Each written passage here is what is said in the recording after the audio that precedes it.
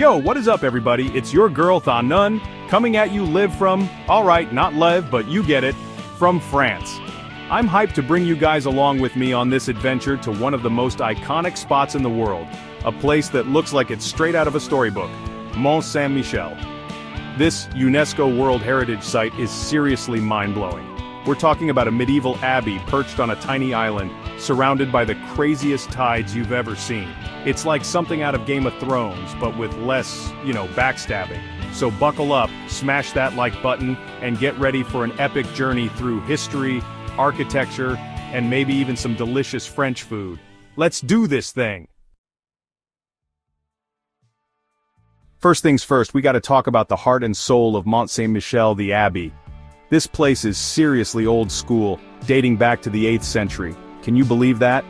We're talking about a time when monks were chilling on this tiny island, building this architectural masterpiece brick by brick. The craftsmanship is insane. The soaring arches, the intricate carvings, the sheer scale of it all. And the craziest part? This whole place was built on a tidal island.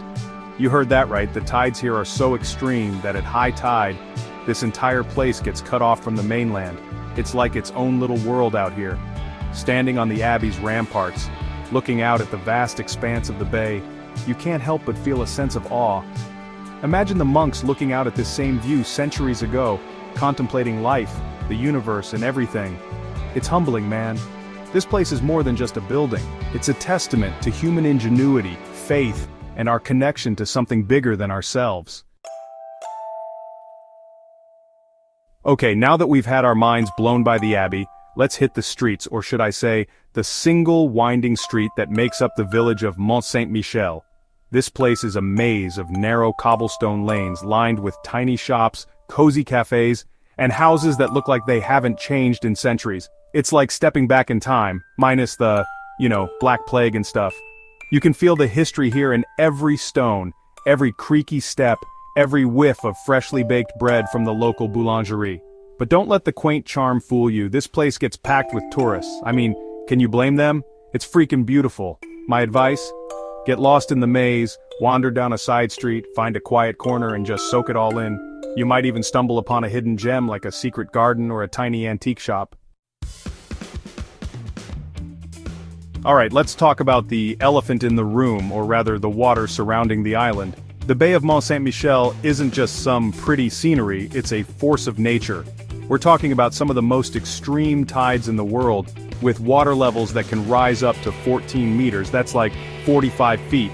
It's crazy to see the water rush in and out, transforming the landscape in a matter of hours.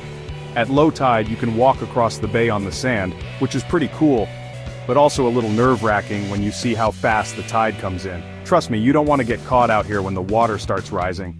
The best way to experience the bay is to just chill on the ramparts or find a spot along the shore and watch nature do its thing. It's a powerful reminder that we're just tiny specks in a vast and ever-changing world.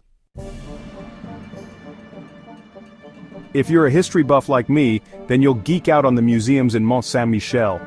They're like little treasure troves of knowledge, filled with artifacts, maps, and stories that bring the island's past to life.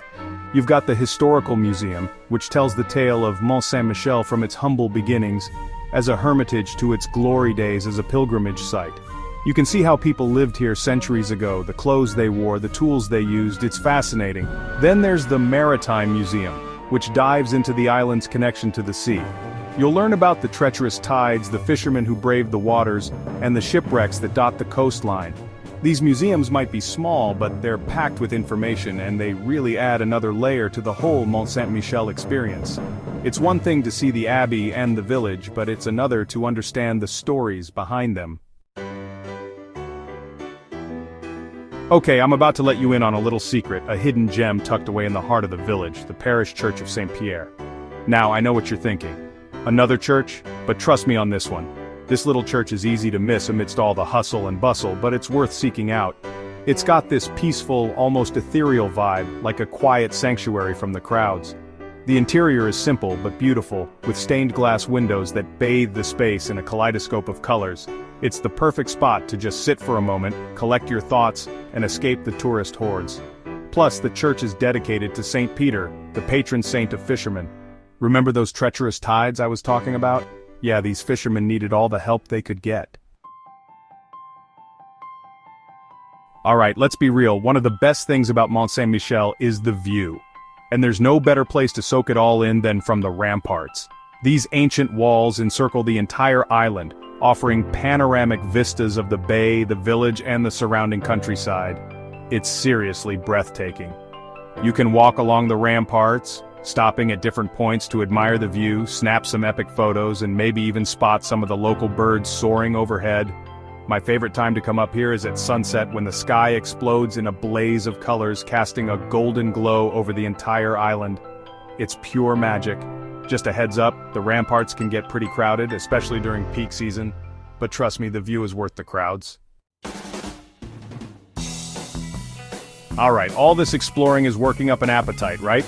Good thing Mont Saint-Michel is a foodie paradise, at least when it comes to certain dishes. First up, you gotta try the omelet. I know, it sounds basic, but trust me. The omelets here are legendary. They're fluffy, buttery, and cooked to perfection. Then there's the lamb, which is raised on the salt marshes surrounding the island. It's got this unique flavor that you won't find anywhere else. And for dessert, it's all about the crepes. Thin, delicate, and filled with all sorts of deliciousness, from Nutella to fresh fruit to salted caramel. Look, I'm not gonna lie, the food here can be a little touristy and a little pricey. But hey, you're on a once-in-a-lifetime trip, so you might as well indulge a little, right? We touched on this earlier, but the Maritime Museum deserves its own moment in the spotlight. This place isn't just for boat nerds, it offers a fascinating glimpse into Mont Saint-Michel's relationship with the sea. You'll learn about the island's history as a port, the challenges of navigating those crazy tides, and the lives of the fishermen who risked it all to make a living. They've got all sorts of cool exhibits, from model ships to antique fishing gear, to maps charting the treacherous waters around the island. One of the coolest things is learning about the shipwrecks that have happened off the coast of Mont Saint-Michel over the centuries. The treacherous tides and rocky coastline have claimed many a vessel, and the museum does a great job of telling their stories. It's a reminder that as beautiful and serene as Mont Saint-Michel is, the sea can be a powerful and unforgiving force. Let's be real, Mont Saint-Michel can be a bit of a sensory overload. Between the crowds, the shops, and the sheer grandeur of the Abbey, it's easy to feel a little overwhelmed. That's why you need to find yourself a little slice of peace and quiet. And what better place than one of the island's hidden gardens?